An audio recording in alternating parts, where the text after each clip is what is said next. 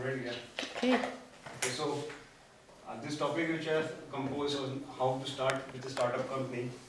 So okay, so there can be much more structured way of thinking about this from a management perspective and project management perspective. I haven't studied project management myself, but I have some experience with working with a startup company, so I would like to share something about it. So whenever you want to form a startup company, I think the first thing which we go for is an idea. It's an idea which uniquely identifies your organization and what is the work you want to do uniquely. And you can get this idea from three different sources, which I think first is like you get influence from some of your work or your personal experience, something like that, and you think that this idea I can form it in a commercial concept and get some revenue out of it. And some people also have their own personal dreams, like I want to build this, I want to build that. And third one is like you can have idea from someone else. For example, social networking. Like Facebook is very popular social network. And then there are lots of companies, say for example LinkedIn, they use the concept of social networking and they come up with something their of own, which has some characteristics of a social networking, but it has no usage of its own specialized.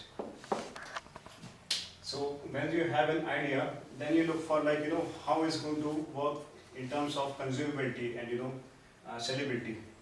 Okay, some items can be consumed quite quickly, some items can be consumed in a low basis, like you have a specialized set of customers who want to consume your product. And usually the startup companies look for concepts which are easy to sell, because you get to see like you have a shorter product cycle and then you are able to see results immediately, like how your product is working. But then you have a set of companies who are looking forward to serve only a specialized set of clients, and they have their own matured or developed perspective regarding the same. For example, last time I was just working with a pharmaceutical company, and they were producing medicine for a specific set of disease called muscular dystrophy. It happens only with people, one or two in say 100,000, 200,000. But then they were just confident, like this is going to work, and we will be built successfully. And they took around I think 5 years to basically set up with their business. And when you're ready with your idea and like who are going to sell, how you're going to sell, next would be setting up the company. So like there are some common things like you can set up an office, you set up your website, and you talk to people around. And then you have something like team management, team as well. Like when we start with a startup company, you require a very specialized team. Okay, the specialized in the terms, it means that you are initially going to pay them quite less, because you don't have much revenue from earlier part to basically spend on employees.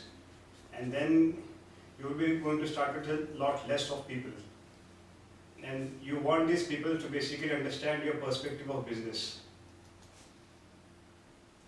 And yes, they should be having long-term commitment as well, because when you involve somebody with your perspective, until you are able to produce something useful with your business, if they leave organization early, then it won't really make sense to have them at all. And next, going for the planning, like if you have an idea ready, you define your plan, like you start from this place, and when it's going to be ready for selling or marketing stuff. So usually people these days are looking forward for development cycles of 6 months. Okay, so 6 months is a reasonable time. Like you have an idea and you have a set of budget, and you can just make a simple prototype of your stuff, go to market, see how it works, and then gather some feedback from the market and just improvise and go ahead again. And comes the marketing. Yeah, people, some people have this concept like whatever budget you spend on a product, you should have at least that much amount of budget on marketing. So basically, like promoting your stuff to the possible customers, prospective customers. And going with the budget, yeah. Okay, so budgets can be of two types. First is like you have some money of your own, and or else you look for some investors. And going with investors, you have to have your proper plan and whatever idea you have, how is it going to sell, and how much amount of money you need, and what he's basically going to get at the end, like how much profit he's going to get at the end. And like, you know, how after the first iteration cycle of a product ends, how you are going to go ahead with the next future code. And then we have, like, you know, first iteration of the product cycle, like people get together, they make plans, they execute the plans, and they, like, you know, maybe you will be able to complete your product in just one go in your specified project plan according to your time, or maybe you're going to take much more time. And sometimes it happens, like, you know, you work in the middle of a project and you realize that your idea is not mature enough, and you, like, you know, think about how to make it work again. So when you have done with your first product cycle, then you go for marketing and you go for feedback. So it's like, you know, result of your exam.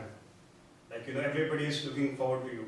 Your investors, your team, like, you know, okay, am I supposed to get salary for the next cycle or not? And even the founders of the company also look like, you know, okay, is my idea basically going to work practically in the market, or just having just some false assumptions? And next, yeah, if your product goes well and you want to go for the next cycle, then comes the process of growth. Like, okay, if you got limited number of customers, then you will going to look for new customers. You have to define a process of, like, you know, getting new fancy customers, and then having proper customer relationship with the old customers, and employing a process to, you know, basically work things practically well. And your team is also going to get increased. So you're going to have people who are stakeholders who are from previous cycle, and you're going to have new employees who are going to have much more reduced responsibilities, but you can expect less commitment from them. So that's it.